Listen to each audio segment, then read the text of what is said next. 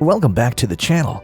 Today's recap is about a 2002 American psychological thriller film named Red Dragon. The movie follows the story of FBI agent Will Graham, who enlists the aid of serial killer Hannibal Lecter to capture another high-profile killer.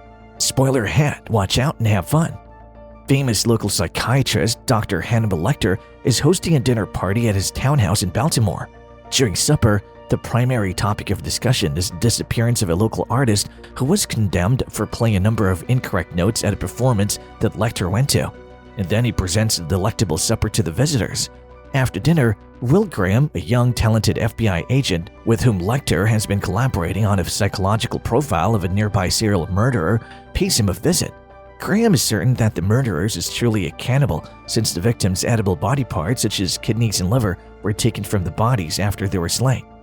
Graham finds evidence linking Dr. Lecter to the killings during the consultation and idea-generating session. Lecter reappears shortly after that and assaults Graham, injuring and almost killing him before Graham manages to control him. Graham leaves the FBI after being deeply traumatized by the event, while Lecter is later given a life term at a facility for the criminally insane. Another serial murderer enters the picture years later. He's known as the Tooth Fairy and follows and kills families that seem to be at random on consecutive full moons. Special Agent Jack Crawford approaches Graham and begs for his help in order to move the investigation along and apprehend the murderer before his next assault. Graham hesitantly accepts since he feels that losing another family will be an awful load on his conscience. After examining the murder sites with just a limited amount of understanding, he realizes that most of his prior triumphs were the result of Dr. Lecter's insightful partnerships, and he comes to the conclusion that he must once again see Lecter and ask for his assistance in catching the Tooth Fairy. Francis Dollarhide, a deranged guy with schizophrenia who idolized Lecter after learning of his atrocities, is really the Tooth Fairy. Dollarhide, who refers to himself as the Great Red Dragon, is a deadly serial murderer because he's unable to restrain his violent and sexual inclinations. These ailments resulted from the repeated mistreatment as a youngster he endured at the hands of his grandma. Graham keeps running into problems. The first is Freddie Lounce, a tabloid reporter from the Tatter who Graham has hated since the days after Dr. Lecter was found guilty and who is now doggedly pursuing leads for the Tooth Fairy story. The covert communications between Lecter and Dollarhide further impede the inquiry. Graham's wife, Molly, and son Josh are put in jeopardy when Lecter gives Dollarhide Graham's address. Josh and Molly are taken to Crawford's brother's isolated property after being evacuated. Graham learns of the covert communication and tries to intercept it without Lecter's knowledge, but the doctor quickly realizes that the feds are on him and his protege. He humiliates the authorities by raising the stakes by asking for a first-class meal in his cell and the restoration of his book privileges in exchange for his assistance in apprehending the Tooth Fairy. Graham offers Lounce an interview in which he makes negative remarks about what the FBI thinks the killer is, feeble and sad, although in reality they consider him smart and very dangerous. Graham does this in an effort to draw Dollarhide into a trap. Dollarhide is prompted by this, but instead of attacking Graham right away, he kidnaps and tortures Lounce, compelling him to retract his claims in a taped confession. After attacking Lounce and biting off the tip of his tongue, Dollarhide places him in a wheelchair, sets him on fire, and pushes the chair down the street until it stops before the Tattler's offices. Around the same time, Dollarhide develops feelings for a blind coworker at the company where they both work in video processing.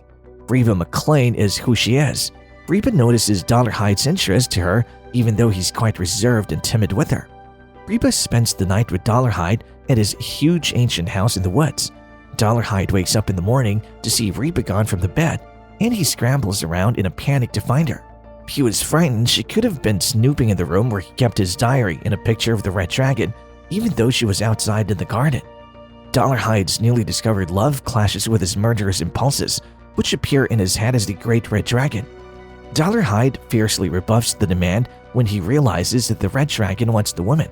He gets so angry that he snatches a shotgun that has been sawed off and puts it in his mouth, choosing to murder himself rather giving Reba to the Red Dragon. Dollarhide tries to stop the dragon's ownership of him after bringing Reba to her house. He visits the Brooklyn Museum, requests to see the painting, and then kills the female staff member who led him into a back room to view the artwork because he thinks he must consume the original watercolor painting to defeat the dragon. He quickly tears the artwork into pieces and begins to devour it. When a second female worker enters the room, Dolarhyde strikes her. He flees, but he doesn't murder any of the women. Graham finally discovers that the murderer could only have known the layouts of his victims' homes from their home recordings if he worked for the home video editing firm that they used. Crawford and Graham visit the establishment to speak with the management. The manager identifies the individual as Dolarhyde after giving a description of the person they're looking for. The manager reveals to Graham and Crawford that Dolarhyde has access to every home video that went through the business as part of his duties. When Dolarhyde sees Graham, who just so happened to be entering the office at that very moment, he quickly turns around and leaves. He's aware that they are nearly where he is. He makes the decision to visit Reba one more time, but instead finds her saying goodbye to Ralph Mandy, another of their co-workers. Reba had been urged by Ralph to stop hanging out with Dolarhyde and start dating him. Ralph approaches Reba and leans in for a goodnight kiss as Dolarhyde looks on. Enraged, Dolarhyde shoots and kills Ralph as soon as he starts to walk away from Reba's house. Dolarhyde approaches Reba at the entrance and covers her lips with a handkerchief soaked in chloroform to knock her out. She's revived at his home when he takes her there. He threatens to shoot her and himself to prevent the Red Dragon from obtaining her since he's furious with her for betraying him. She implores him to let her go or to take her with him. Fuel is dispersed and set ablaze by Dolarhyde. Aiming the shotgun towards Reba, he does so. However, he repositions the rifle and pulls the trigger after realizing he can't. Reba screams as blood splashes all over her face. She creeps nearer, places a hand on the body's open wound, and then starts to look for a way out of the house. Reba is approaching Crawford, Graham, and many other policemen as they charge up to the home. As Graham tries to enter the home after she had told them what occurred, it catches fire and explodes in a tremendous explosion. Dolarhyde's journal or scrapbook, which was kept in a steel safe and hence protected from the fire, is presented to Graham. The killer's terrible origins and murderous passions are described in the book. Graham, despite himself, has sympathy for Dolarhyde because he understands that the monster was created, not born. The forensic pathologist has confirmed that Francis Dolarhyde's body was not found at the Dolarhyde residence. Ralph Mandy was there instead, and because he had been away for a week, no one had noticed. Dolarhyde was still alive, thus that meant. Crawford didn't waste any time in phoning Graham, who was unwinding at home with his wife and son. To persuade Josh to meet his parents outdoors and sit with them, Graham had just entered his home. Graham instantly observes that the mirror in the foyer has been damaged. Crawford may be heard telling him over the phone that Dolarhyde is still alive. Graham doesn't spend any time getting two good knives from the kitchen. One is tucked behind his back belt while the other is kept ready.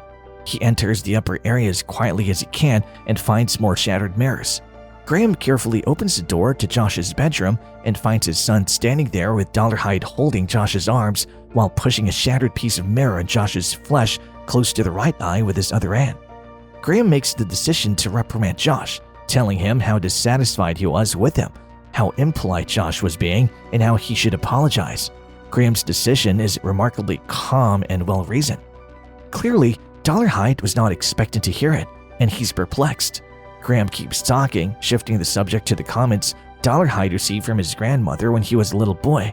Dolarhyde, furious, throws Josh to the side and turns his attention on Graham. Graham gets cut across the abdomen by Dolarhyde during their battle.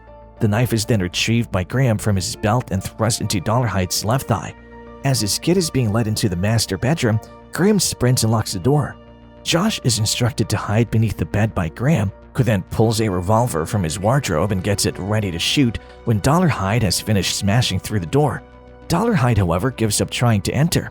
Graham slowly approaches the door and peers beneath it. His wife calls out and he hears her and sees her come up the stairs. He observes Dolarhyde emerge from the doorway behind her as she moves down the corridor. Graham starts firing his gun through the door after yelling at Molly to get down, which she complies. Also carrying a handgun, Dolarhyde retaliates. They repeatedly strike each other, and as a result, both fall. Graham is lying on the floor, gasping for air and with blood gushing from his lips when Molly pulls through the damaged wood of the door and unlocks it. She then rushes to his side. Molly hears Graham say, "Shoot him." Turning around, Molly observes Dolarhyde attempting to sit up. As Dolarhyde is raising his gun back up, she quickly snatches Graham's handgun off the floor, moves forward into the hallway, and fires two shots, one through his forehead and the other into his face. She quickly returns to the bedroom to console Josh. Following his recovery, Graham gets a letter from Dr. Lecter wishing him well and expressing the hope that his meetings with Dollarhide and himself won't leave him too disfigured. Graham reads the correspondence while sailing. The letter is crumpled and thrown aside by him. Lecter is waiting to talk with a young FBI agent. Dr. Frederick Chilton informs him. After pausing to consider, Lecter turns to face her and inquires about her name. And that's all for today's video. Don't forget to like and subscribe to many such videos. Thanks for watching and take care.